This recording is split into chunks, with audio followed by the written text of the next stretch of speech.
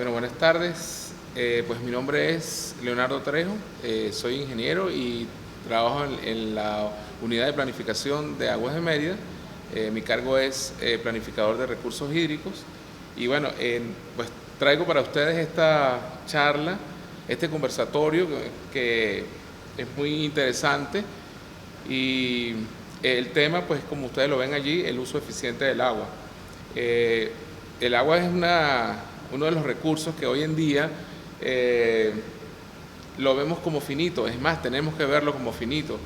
Es decir, los recursos naturales hoy prácticamente no son renovables. Nos hemos metido tanto con nuestra casa, con nuestra tierra, que prácticamente pues hemos olvidado lo que significa el cuidarlos. Y un poco lo que nosotros estamos promoviendo en las mesas técnicas de agua, en las reuniones institucionales con el Ministerio de Educación, a las instituciones educativas y a las instituciones en general y al pueblo en general, es darle esta charla para, digamos, motivar a que se vayan cambiando los hábitos, porque básicamente lo que vamos a hablar es de eso, simplemente que conozcamos algunos datos interesantes y a través de esos datos interesantes podamos desarrollar, digamos, lo que queremos plantear, que es en este caso pues el uso eficiente del agua. Para ello traigo este mapa que está aquí, que es la distribución de la escorrentía superficial, es decir, el agua que corre, porque además está el agua subterránea, que de eso no vamos a hablar en este momento, porque eso es un tema bien interesante también, pero sí es el agua que está corriendo por los ríos. Y vemos que en nuestro mapa físico y de relieve y de hidrografía de Venezuela, vemos que la gran cantidad de agua, o sea, el 84% del agua está hacia la margen derecha del Orinoco. Y vemos que en la margen izquierda, como lo vemos allí, está el 16% del agua. Si ustedes ven, en todo lo que es la zona esta andino-costera, es donde está la mayoría de la población venezolana y es donde tenemos menos agua, sin embargo tenemos agua, ¿sí? En el caso de la margen derecha del Orinoco es donde tenemos menos población, pero hay la mayor cantidad de agua. Entonces, una de las reservas grandes de Venezuela, además de todo lo que es la parte de minería, petróleo, gas natural y todas esas riquezas que tenemos, es el agua. El agua es estratégica. Entonces, queríamos tener esta pequeña visión de cómo está repartida el agua para que veamos dónde está la mayoría de la población y qué hay que hacer, porque hay que tener uso eficiente del agua, ¿correcto? Bueno, sabiendo eso, quería también mostrarles una lámina, no sé, no me aparece aquí, pero no sé, intentando que me aparezca, pero no me está apareciendo. Bueno, en esa lámina yo quería mostrar, no sé qué pasa ahí con la lámina, que no se apareció. Quería mostrar básicamente cómo es el uso del agua en el mundo. La gente que más utiliza el agua es la gente de riego, es decir, para la producción agroalimentaria. Y después viene la parte industrial y después viene la parte doméstica, es decir, la que utilizamos todos nosotros. Si nosotros vemos, el crecimiento de la demanda de agua desde 1940 hasta el 2010 y proyectada hacia el 2020, vemos que eso está en pleno crecimiento. Es decir, hay mucha gente que está en la Tierra, somos muchos, no sé cuántos que somos en este instante, no sé si somos más de 7.000 millones de seres humanos, pero todos utilizamos el agua porque el agua es básica para vivir. Entonces, para el año 2025 hay muchas posibilidades de tener muchas más crisis de las que tenemos actualmente, ¿no? También quería hacer otra acotación interesante sobre el ciclo hidrológico. Es bueno recordar cómo es el ciclo del agua. Y ese ciclo del agua, pues lo vemos en esta lámina, la que nos dan en bachillerato, la que nos dan cuando somos chamitos, cuando somos pequeños, en una de las clases de esas de escuela básica, donde nos dan más o menos el ciclo hidrológico. Lo que pasa es que esta lámina tiene además el flujo subterráneo, que esa sí no la dan en la escuela básica. Ese más o menos se puede mostrar aquí. Realmente esto en la naturaleza es muy complejo, muy complejo. Quizás un poco los rusos son los que tienen, digamos, más claridad en cómo funciona, digamos, al detalle todo esto de la percolación, de la precipitación, evaporación, transpiración, todos estos procesos que son parte del ciclo hidrológico. También tenemos un ciclo del carbono que también es afectado. Entonces, nosotros hemos alterado mucho la Tierra, mucho nuestro planeta. ¿Por qué? Porque lo contaminamos enormemente. En esta lámina que viene, vamos a mostrar un poco la alteración de ese ciclo hidrológico y el ciclo del carbono. Esa alteración que produce contaminación y mal uso del recurso agua, suelo, aire, porque hay talamos nuestros bosques para ir a producir más comida, es decir, a través de la agricultura, y entonces vamos como destruyendo nuestros bosques. Y al destruir nuestros bosques estamos destruyendo el agua. Entonces vienen una serie de consecuencias y de efectos, ¿verdad? Entre esos está el efecto invernadero, está el calentamiento global, que eso para nadie es un secreto, el fenómeno del Niño, que ustedes saben que son cambios de temperatura en el Océano Pacífico y que básicamente altera a los países que estamos, digamos, básicamente a todo el mundo, pero a los países que estamos frente a las costas del Pacífico en Sudamérica, afecta tremendamente. Para Venezuela, el fenómeno del Niño es sequía, pero para otros países de Sudamérica es inundación. Entonces estamos como en problemas, ¿no? Se pareciera ser que estamos en bastante problemas. Ahorita hay posibilidades de que se decrete un año niño. Entonces eso quiere decir que vamos a entrar a una sequía fuerte como la que vivimos en el 2001 por allí, ¿correcto? Otra de las consecuencias de la alteración del ciclo hidrológico y del carbono es el deshielo de los polos glaciares, que ustedes saben que eso pues causa un desequilibrio en el resto de la Tierra y por ende del ciclo hidrológico. El cambio climático suma todo esto que es efecto invernadero, calentamiento global, fenómeno del Niño, deshielo, y vemos lo que está ocurriendo, ¿verdad? Que entonces tenemos muchas fuertes épocas de sequía, inundaciones, y el planeta, si seguimos destruyendo los recursos naturales, pues vamos camino a la desertización, es decir, a volvernos desiertos, entre otras cosas más que, bueno, que las podemos hablar en otra charla, ¿sí? Estas cosas son muy interesantes y tienen muchas cosas mucha tela que cortar, ¿sí? En ese desequilibrio hídrico que estamos viendo en los cursos de agua es debido principalmente a la contaminación. Nosotros somos los causantes de eso. Hay que reconocer que básicamente los seres humanos estamos destruyendo nuestro planeta. Entonces por eso usted ve que el presidente Chávez cuando estaba haciendo el plan de la patria pone el quinto objetivo, que es la salvación del planeta. Mucha gente se burló de él, ¿verdad? Y sin embargo, mira, ahora está el Papa Francisco hablando también de eso en las cartas, en las encíclicas, y mucha gente. Pero pareciera ser que las grandes corporaciones del mundo, en X país, lo que quieren es ganar muchísimo dinero y a costa de los recursos naturales, porque creemos que son infinitos y todavía existe esa creencia y eso no es cierto. Estamos en la realidad de que los recursos naturales son finitos. Entonces existe todo ese desequilibrio, un alto deterioro de las cuencas hidrográficas, y hay algunos ejemplos, ¿no? Por lo menos los desechos municipales del agua la tiramos directamente. Hay muy pocas plantas de tratamiento de aguas residuales en el mundo. El mundo tiene mucho atraso en eso y Venezuela tiene 100 años de atraso en saneamiento. Saneamiento son 3 cosas y el saneamiento no es para el hombre, es para la naturaleza, ¿sí? El agua potable sí es para el hombre. La sacamos de las cuencas hidrográficas y del agua subterránea y luego la metemos en plantas o en sistemas de potabilización para el consumo. En cambio aquí nosotros no nos preocupamos, sino simplemente echamos el agua sucia, el agua nos la sacan de nuestras casas, las devolvemos al río en malas condiciones y no la pasamos por sistemas de tratamiento porque son muy costosos. quiero darles un dato. Un acueducto, o mejor dicho, un sistema de, de tratamiento de aguas residuales cuesta 3 veces lo que cuesta un acueducto. Entonces ustedes se darán cuenta por qué se hace tan poco. En Venezuela tenemos como 100 años de atraso en eso.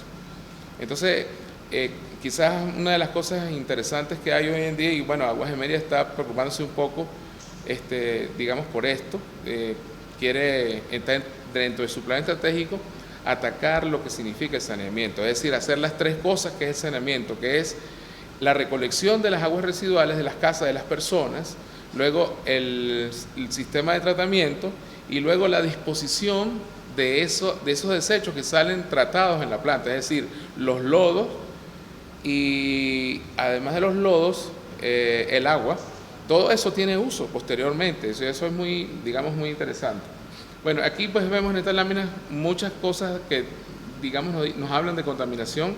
Ahí las podemos, digamos, leer. No me voy a detener mucho en eso, pero, digamos, las imágenes hablan un poco de lo que queremos decir. ¿Cuál es la importancia del agua? La importancia del agua es que es el elemento responsable principal de la vida de todos los seres humanos. Todas las plantas lo necesitan, todo el planeta necesita el agua. Pareciera ser que no se debería llamar planeta Tierra, sino planeta agua. Porque cuando ustedes ven el globo terráqueo o cuando lo vemos por ejemplo, en las imágenes de Google Earth, vemos toda esa inmensidad de agua y lo que tenemos son poquiticos de tierra que nos parece mucho, pero no, realmente es poca tierra al lado de la gran inmensidad del agua. Podemos ver que el agua a nivel de la tierra es el 97% es salada y el otro 2%, 1% es agua dulce de la que corre, correcto. Entonces, pareciera ser entonces que no es mucha, sino que es poca. También sabemos que una de las cosas importantes del agua es que la proporción que tiene un ser humano es el 70%. Los bebés tienen mucho más, casi el 80% de la masa digamos, de corporal de un bebé es agua. Por eso es que los niños cuando se deshidratan se mueren más rápido. Hay que hidratarlos rápido. No sé si ustedes, las que están aquí que son mamás, se dan cuenta de eso, ¿verdad? Y pareciera ser que la mujer tiene un poquito menos necesidad de agua, ¿sí?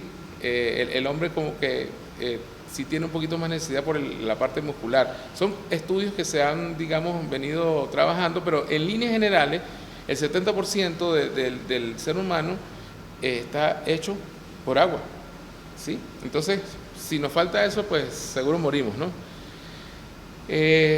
También otra de las importancias del agua es que afecta directamente al medio ambiente, a la historia, a la energía, a la economía del planeta, tantas cosas. Y hay una cosa muy importante, que digamos las formas de la Tierra, desde el punto de vista geomorfológico, o sea, las ha venido haciendo el agua. Uno de los agentes principales es el agua, también el viento, pero digamos que el que hace el proceso geodinámico de la formación de la Tierra, digamos de las formas de la Tierra que tenemos actual, ha sido el agua. Y es como como el artista que va dibujando cómo quieren que esté el globo terráqueo, pero en la parte de tierra, ¿correcto? Pues indudablemente el agua mueve también la economía de un país. Sin agua no podemos desarrollarnos, ¿sí? Es un bien de consumo, ahí lo vemos, en esas fotografías que podemos ver allí, como lo utilizamos para beber agua, para lavar, para hacer tantas cosas. También el agua es una fuente de energía no contaminante, porque por ejemplo tenemos la energía eléctrica que se produce a través del petróleo y del gas, pero esa sí es contaminante. En cambio la hidroeléctrica es no contaminante, simplemente aprovechamos la fuerza de un río, ¿verdad?, o de los caudales para generar electricidad y mover turbinas, y eso nos produce pues la luz que tanto necesitamos para mover todas las cosas de los seres humanos, ¿no? Y otra cosa que es también materia prima de las actividades agrícolas, pecuarias e industriales, para todo el desarrollo agroalimentario, pues es básicamente necesario el agua también para las industrias, para enfriamiento, para muchas cosas se utilizan básicamente. Entonces pudiésemos decir que el agua mueve la economía de un país, o sea, que tiene un triple interés económico para el desarrollo de un país. Correcto. Aquí vamos a ver unos detalles de cómo es el consumo industrial de productos elaborados a partir del agua. Es decir, si aplicamos nuevas tecnologías, a lo mejor hacemos reducción del volumen de agua utilizado, que es la idea. Pero por ejemplo, hay algunos datos interesantes que podíamos manejar, que para producir un galón de gasolina necesitamos 75 litros de agua, ¿sí? Para producir hielo, o sea, 2 metros cúbicos, se producen 2 metros cúbicos por tonelada. Para producir papel, por una tonelada de papel, necesitamos 500 metros cúbicos. Cada metro cúbico son 1000 litros, ¿sí? O sea que serían 500.000 litros para producir una tonelada de papel. O sea, imagínense cuánta agua necesitamos, ¿no? Para producir azúcar y frutas enlatadas, necesitamos 10 metros cúbicos de agua, o sea, 10.000 litros, ¿sí? Por tonelada producida. La cervecita, que a todo el mundo le encanta, para producir 100 litros de cerveza necesito 500 litros de agua. O sea, eso para que ustedes vean, y por ahí va todos los refrescos esos embotellados, que no voy a decir marcas aquí, para no hacerle propaganda a nadie. En el caso de las tenerías, para producir una tonelada de productos que vienen de cuero, necesito 5 metros cúbicos, o sea, 5.000 litros de agua por tonelada de producción. En una tintorería, para 1 kilo de ropa, necesita 15 litros de agua. Y en los autolavados también 15 litros por vehículo. Y para la producción de acero, digamos, tenemos dos connotaciones. Una sería una tonelada de acero normal, necesito 300.000 litros de agua, es decir, 300 metros cúbicos. Y si voy a hacer acero con reuso, pues necesito 20 metros cúbicos por tonelada. Digamos, estas son unas ideas que nosotros manejamos con cuánta agua se necesita para producir tantas cosas. O sea, muchas cosas se utilizan con el agua. Es la cosa más increíble. En el caso del uso doméstico, aquí sí nos vamos a detener un poquito, ¿no? Porque hay unas cosas bien interesantes, ¿no? La dotación por persona día, a nivel internacional y a nivel nacional es de 250 litros por persona día o por habitante día, ¿sí? Y aquí más o menos está como un estándar de cómo se divide esos 200 a 250 litros por persona de acuerdo a las normas del Ministerio para el Poder Popular de Salud, ¿sí? En preparación de alimentos y bebidas, 48 litros por persona. En lavado de manos y cara, 12 litros. En ducha, 50. En lavado de platos, 20 litros. En lavado de ropa, 60 litros. En aseo de la vivienda, 30 litros. Y en sanitarios, 30 litros. ¿Sí? Yo les voy a dar un dato para que ustedes vean cómo vamos gastando agua así horriblemente. ¿Sabe cuánto es el tanque del Waterclaw? ¿Cuántos litros agarra? ¿Alguien tiene alguna idea? Como 18 litros. ¿Verdad? Realmente tú puedes bajar y hacer el aseo de la poceta o del Waterclaw, como que lo quieran llamar, con 6 litros. Eso ahora vamos a ver más, posteriormente vamos a hablar un poquito más de eso. Pero entonces yo les pregunto siempre a las personas, generalmente en una vivienda viven entre 4 y 5 personas aquí en Venezuela, ¿sí? Y pareciera ser que yo tendría que darle 1 metro cúbico diario, o sea, es decir, 1 metro cúbico y un poquito más, es decir, 1.250 litros por persona día, digamos para 5 personas de una vivienda. Yo les pregunto, ¿ustedes gastan eso en agua? O sea, de verdad, o sea, siempre hago esta pregunta cuando estamos haciendo esta charla, porque la gente tiene que darse cuenta de cómo está gastando agua, ¿no? O sea, por todas las razones, por negligencia, porque le da nota meterse 1 hora en el baño, pensando, no sé, en pajarito de 500 kilos, algo así. Son muchas cosas, ¿no? Entonces, esos son hábitos, ¿sí? Que de alguna manera nosotros venimos manejando, ¿no? ¿Sabía usted que en Mérida, aquí en esta ciudad, el consumo promedio de agua por persona día está entre 400 y 900 litros por día? Si la norma dice que es 250 litros por persona día, imagínate, aquí está entre 450 a 900 litros por persona día. ¿Estamos gastando o botando el agua, sí o no?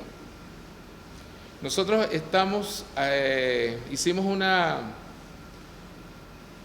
ejercicio matemático en Aguas de Mérida, donde logramos determinar que le estamos dando a la ciudad de Mérida 1,9 veces más agua de la que necesita, ¿sí?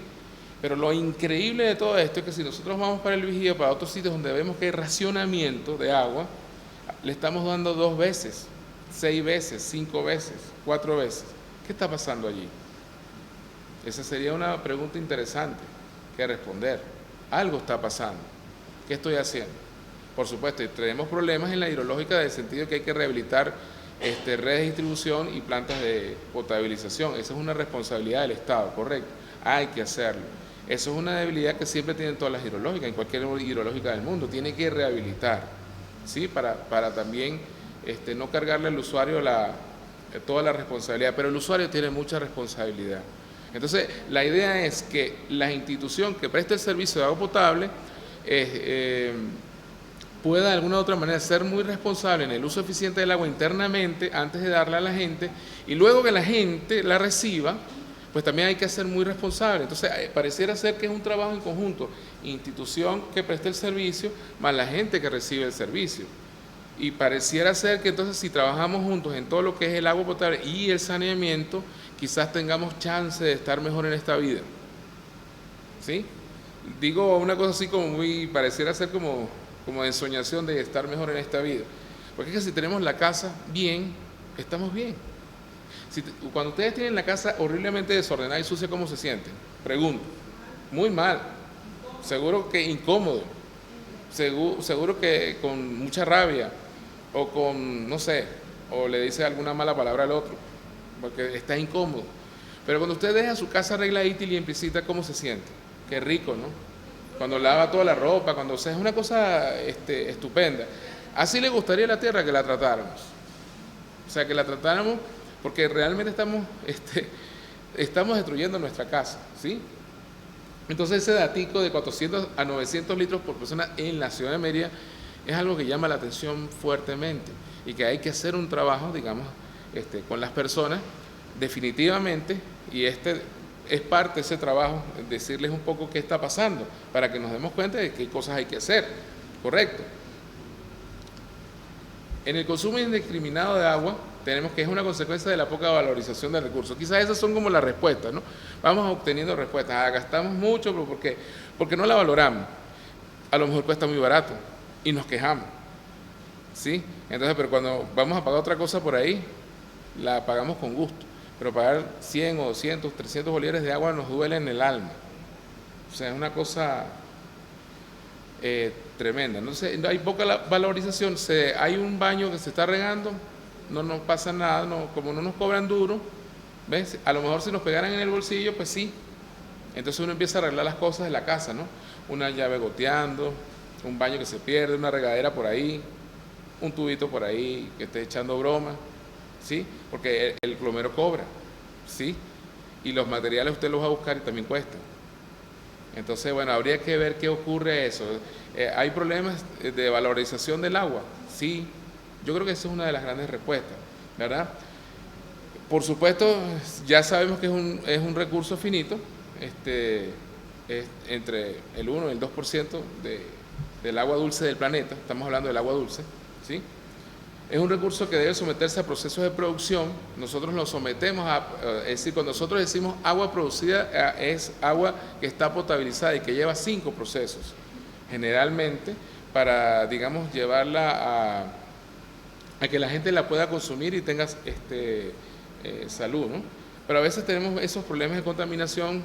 Por ejemplo, el río Mocujún viene a veces con problemas de contaminación. Hay otros problemas que son metales pesados y que quizás la planta no los puede procesar porque es una planta convencional y no es una planta especializada.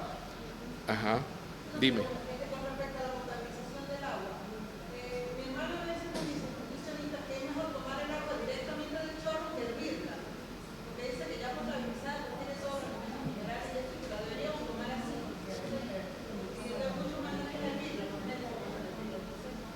Sí, y yo creo que la gente es cosa de costumbre, ¿no? Porque es que, fíjate, en Venezuela hay mucha gente que toma agua que viene de embalses y que tiene proceso y que por ejemplo, tú tomas esta agua de Mérida y es rica. Pero es que el agua tiene unas condiciones, digamos, físicas particulares. El agua no es igual en todas partes. Eso depende de los elementos que venga, de la geología de donde venga, es decir, de donde nazca el agua. Tiene algunos nutrientes. Los rusos descubrieron que el agua no es solamente H2O, sino que es H2O más un montón de microelementos más. ¿Ves?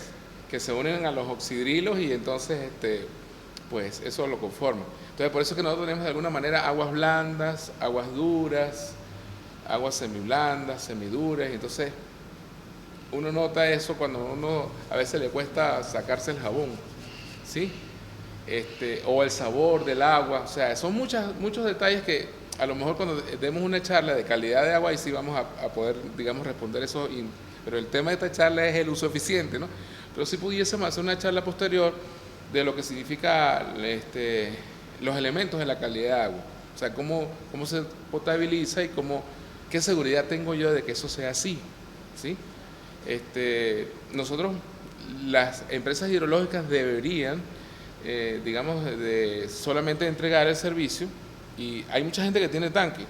Cuando el agua llega al tanque, las bacterias que están en el estanque reaccionan con el cloro residual que viene de la calle, o sea, que le da la prestación del servicio de la hidrológica, y entonces hasta ahí llega. Lo normal es que la gente no tenga tanque, pero la gente tiene tanque porque hay problemas de continuidad. Entonces, ¿qué hace? Guarda agua, ¿sí? Pero la gente no sabe que el cloro residual reacciona un tiempo de estadía con el agua que está en ese tanque. Si ese tanque no se lava, tiene algas, hongos, qué sé yo, ahí estamos, para ustedes contar, ¿sí? Son muchas cosas, es bien interesante, ¿no? Pero bueno, ese tema lo podemos desarrollar posteriormente y bueno, si ustedes quieren lo podemos hacer. Hacemos muchos usos indiscriminados aparte de lo que botamos agua, ¿no? Entonces, eso como que se suma al efecto que estamos haciendo con el agua.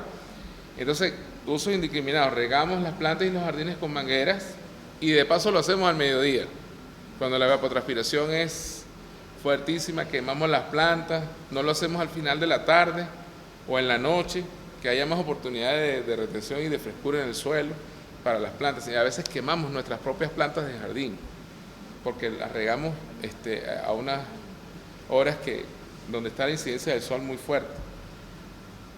Por supuesto, a veces nos pegamos con el carro un ratote, ¿sí? Con una manguera. Limpiamos ventanas, pisos, aceras, calles, todo. Usted ve gente a veces con el chorro así en la calle, ¿sí? Mérida tiene una gran oportunidad que llueve mucho y entonces las calles andan más o menos bien. Usted va para otra ciudad de Venezuela y pega, ¿ve? Además aquí la pendiente nos ayuda porque se lleva todo. Pareciera ser que le tenemos que dejar al menos en Mérida la lluvia que haga ese trabajito de las calles, pero no hacer esto nosotros, ¿sí? También dejamos los grifos abiertos. Eso, fíjate, y aquí viene el rollo de los hábitos, ¿ves? Y a lo mejor pues nuestros niños quizás pueden ser maestros en esto. Si nosotros educamos a los niños primero, ellos nos educan a nosotros. Entonces, mientras estamos afeitándonos o estamos enjabonándonos o nos estamos cepillando los dientes, dejamos que corra un agua que costó plata y que va directamente a la cloaca. Eso es insólito, ¿verdad? O a veces, en vez de, digamos, tú mojas los cuchillos, los cubiertos, los platos, no es el chorro parejo, ¿ves? Entonces, son hábitos, costumbres, ¿no?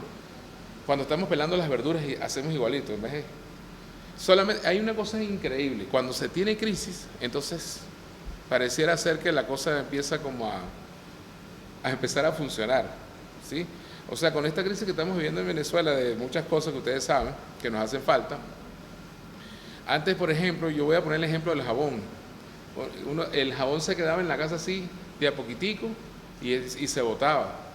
Ahora se reúnen todos esos jabones, se calienta un poco en la cocina y se hace un jabón grande. Pero estamos en crisis, ¿no? Pero pareciera ser que es una cosa increíble que el ser humano tenga que aprender con dolor que con amor. Nosotros aprendemos más fácil con dolor, y es lo que está pasando, que con amor. Nos cuesta mucho. Pareciera ser que el dolor nos marca, nos pone como un sello, y digo, no lo vuelvo a hacer. Voy a empezar a ahorrar, voy a empezar a hacer, voy a empezar a ordenarme. Pero bueno, por eso a lo mejor yo veo que hay un crecimiento grande con todo esto, ¿no?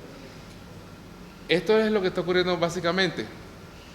Por ejemplo, cuando las instalaciones sanitarias se encuentran dañadas, por ejemplo, llaves goteando, ahí vemos esta figura, ¿ves? Por ejemplo. ¿Esto les parece conocido? ¿Ves? Si quieren, fotografíense ustedes mismos en sus casas, ¿verdad? Esto es una regadera y esto es un chorrito de la cocina o de un lavamanos. Y vemos cosas como la que están aquí, o vemos estas cosas aquí, que el agua se va por el watercloak y no le paramos mucho, ¿no? Entonces, cada vez que pensamos en cuánto nos va a cobrar el plomero, cuánto cuesta la pieza sanitaria, como que se nos olvida. Tal vez si la hidrológica nos cobrara unos 2.000 bolívares en agua, pues entonces así lo pensamos, ¿no? Entonces hay que buscar... Esto es increíble, fíjese, yo tuve una experiencia afuera en Acueducto de Bogotá. El Acueducto de Bogotá es un acueducto para 12 millones de personas. Y una vez que fuimos, un grupo de Aguas Gemelas, fuimos a hacer unas pasantías allá para ver cómo ellos funcionaban y qué cosas buenas nos podíamos traer para acá. Ellos cambiaron mucho el sistema para mejor, ¿no? Y entre una de las cosas que hizo la persona que nos fue en la visita guiada, nos llevó a un barrio de estrato 1, creo, estrato 1, 2. Y la sorpresa nuestra fue tan grande cuando la persona le toca el compañero de Acueducto de Bogotá le toca a la persona del barrio, la señora sale y le pide que por favor le muestre una factura. Ella muestra la factura y cuando nosotros vemos 135.000 pesos, ¡pum!, nos quedamos así. O sea, esto en Venezuela estamos regalados.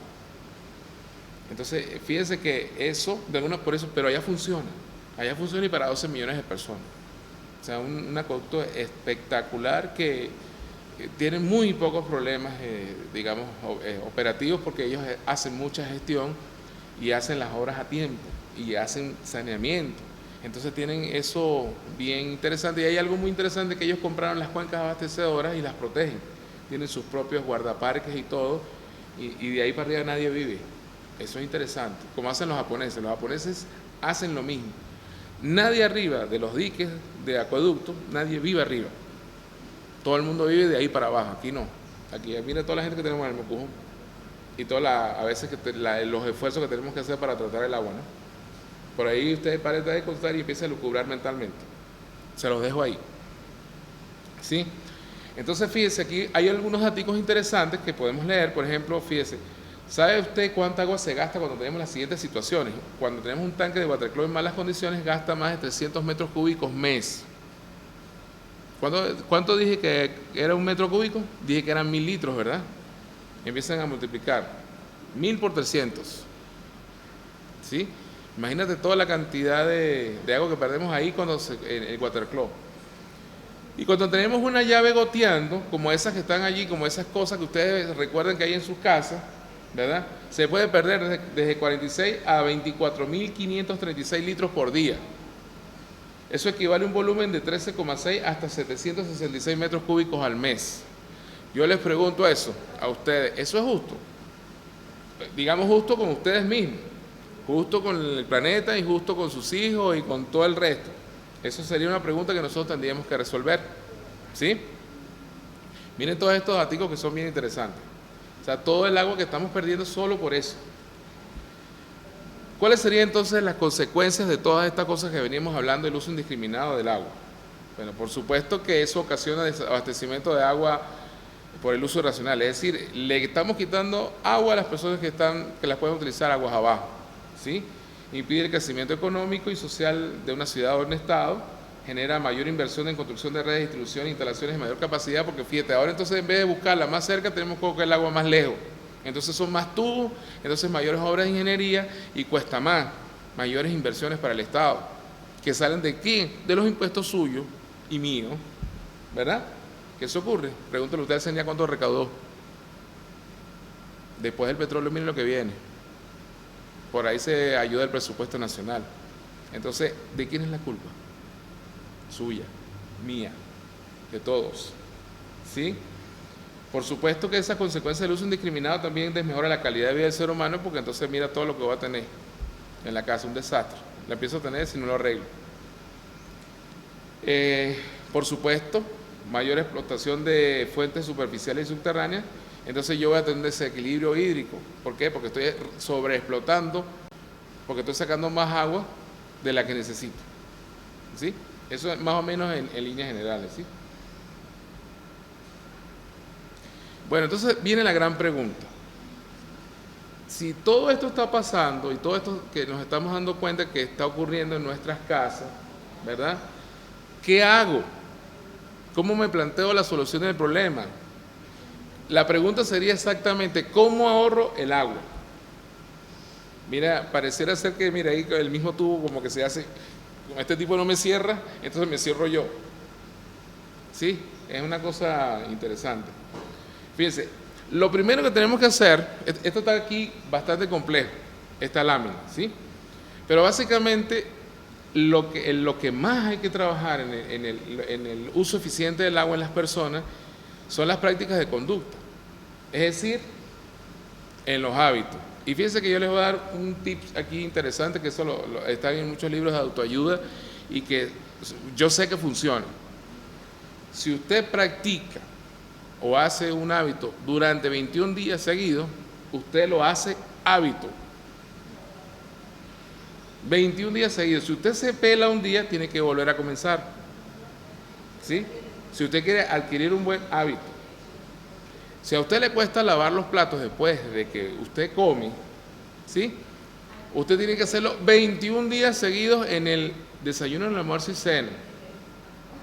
¿Para qué? Para que usted forme un hábito. Y los chamos también, sus chamos, sus jóvenes. 21 días seguidos es un hábito, ¿sí? Eso lo hace para cualquier cosa. Usted lo puede formar un hábito que usted quiera positivo en la oficina, pero lo tiene que hacer 21 días seguidos. Si se pela, vuelve a comenzar hasta que lo haga 21 días seguidos. Después usted solito lo hace. ¿Por qué? Porque el cerebro nuestro se programa y sabe que en el fondo hay un gran beneficio por ese hábito creado. Si los malos hábitos los practica usted casi toda la vida, ¿ves? Entonces, imagínense. Entonces aquí nos dan varios trucos, pero con el truco, digamos, en el medio transversal, que sería hacerlo 21 días, ¿sí? Ahí dice, el truco número 1 dice, riegue las plantas en horas de la noche para evitar que se evapore más rápido el agua. Deje crecer el césped más alto y así se disminuye la evaporación del agua. Un tips. Con eso usted está ahorrando más o menos 30 litros. ¿Sí? El truco 2 dice, no lave el carro con manguera. Preferiblemente use un balde. ¿Sí? Fíjense que los chamos estos que están aquí arriba en la hechicera usan los baldes y cobran platica. Cobran platica. ¿Y cómo cobran? ¿Sí? Porque saben que los pechan. Ahí los tenemos pechados. Agua de Mérida. ¿Sí? Ahí nos podemos ahorrar otros cuantos litros. El truco 3 dice, remoje previamente la ropa más sucia. Esto permite acortar el ciclo de la lavadora. Utilice el agua recolectada de la lavadora para lavar pisos, platos, patios y andenes. Trate de utilizar la escoba en lugar de la manguera para limpiar patios y terrazas. Ahí nos estamos ahorrando unos 180 litros. El truco 4 dice, haga revisar con un plomero, cosa que usted no quiere porque sabe que el plomero le cobra duro y que además tiene que buscar los repuestos. ¿Sí? Yo creo que ese es el más duro. ¿Sí? Repare los grifos que gotean y vigile cuando queden mal cerrados. Entonces, eso de vigilar es hábito. 21 días. Ahí te ahorras unos 80 litros más. El truco 5 dice, cierre la llave mientras enjabona los platos. Utilice el agua recolectada de los platos para lavar pisos y andenes. O sea, todo lo que usted lo puede hacer. En los países desarrollados lo hacen bastante bien. El truco 6 dice, descongele los alimentos a temperatura ambiente, nunca bajo un grifo. La gente a veces lo pega. Pone un pollo, pone un pescado, pone lo que tenga ahí. ¿Sí? Entonces, Por ahí es un hábito, un mal hábito. El truco 7 dice, moja el cepillo de dientes y utilice un vaso de agua para enjuagarse los dientes con el fin de mantener el grifo cerrado. Hay gente que sí lo hace. Eso pareciera ser que es cosa de viejitos, ¿verdad?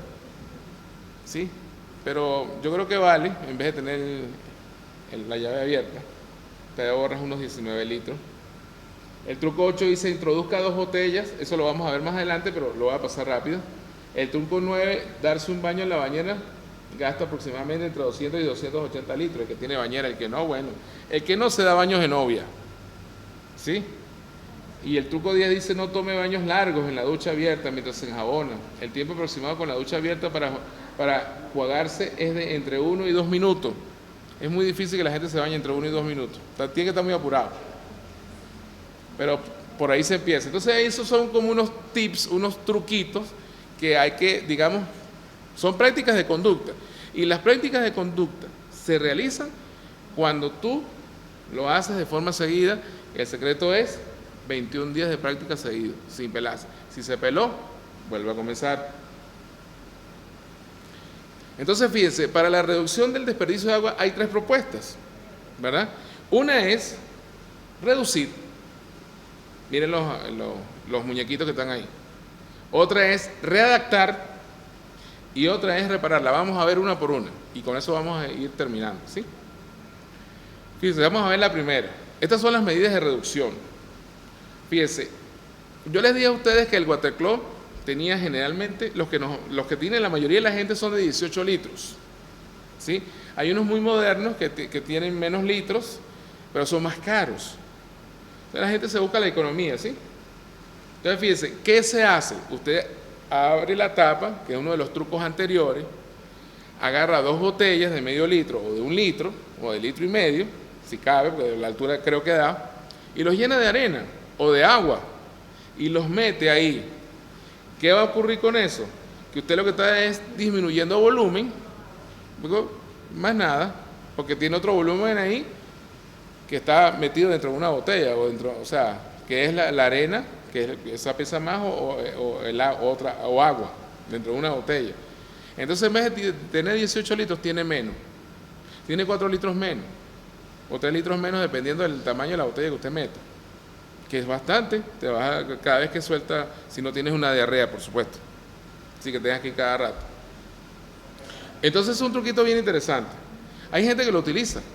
De gente que nosotros sabemos en Aguas en Mérida, hay gente que ya lo empezó a utilizar y le funciona. Digamos porque esa gente va a tener un poquito de conciencia, ¿sí?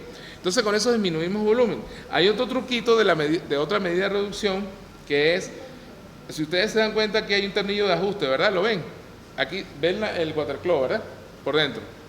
Este tornillo de ajuste, lo que pasa es que hay gente que no le gusta meter mano, pero si usted quiere ahorrarse la platica, usted simplemente agarra un destornillador, ¿sí? Y le da vueltica a esto para ajustar esto. Y él tiene un nivel. Y entonces lo que usted va a disminuir es el nivel, ¿sí? Como usted ya sabe que para que todo aquello flotante desaparezca, usted solo lo que necesita mágicamente son entre 6 y 8 litros. Inclusive ahorita hay Watercloak muy modernos que tienen 4.6 litros. O sea que con 4.6 litros usted libera orina y heces. Y queda bien el baño, ¿sí? O sea, es decir, esta construcción grandota nos la clavaron hace años y nos acostumbramos a los 18 litros y nos parece normal. Pero a la tierra no le parece normal que gastemos 18 litros. Es decir, estamos gastando 3 o 4 veces más el agua que necesitamos para bajar un Watercloak. ¿Se dan cuenta? ¿Ves? Fíjate que esta sola acción, el de ajustar aquí, o meter las botellitas, o lo puede combinar, hace las dos. Ajusta y aquí hasta que usted más o menos tenga unos entre 6 y 8 litros. Y usted se da cuenta de que las heces y la orina bajan bien y queda el baño bien. ¿Sí? Sí. Inténtenlo. Esta acción nos va a permitir ahorrar miles de litros de agua. Vamos para las otras medidas. Las medidas de readaptación. Aquí la cosa sí, la gata se subió a la batea. Porque esto implica que tú tienes que bajarte de la mula, ¿sí? Dice, instale sanitarios y dispositivos de bajo consumo. Fíjense esto, mire este Watercloak. Este Watercloak no tiene la altura aquella. ¿Se dan cuenta? ¿Qué quiere decir? Que mete menos litros. Este mete 6 litros, 6 litros y pico. Es suficiente. Usted compra uno de estos y bueno, le sale carito. La otra cosa es esto, o este que está aquí al lado, que este tendrías que lavarlo tú.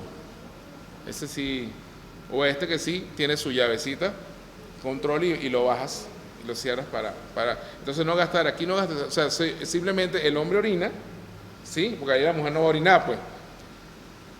Orina, sobre todo en la casa donde hay muchos hombres, y baja, y no utiliza entonces ninguno 6 litros de este lado. Viste que estamos en una medida de redactación. Lo que pasa es que pareciera ser que estos urinarios son para los hoteles, los restaurantes y esas cosas. Hay alguna gente que sí tiene esas cosas, ¿sí? Pero es aceptable. En el mundo más, digamos, en otros países, pues esto es bien válido, ¿no?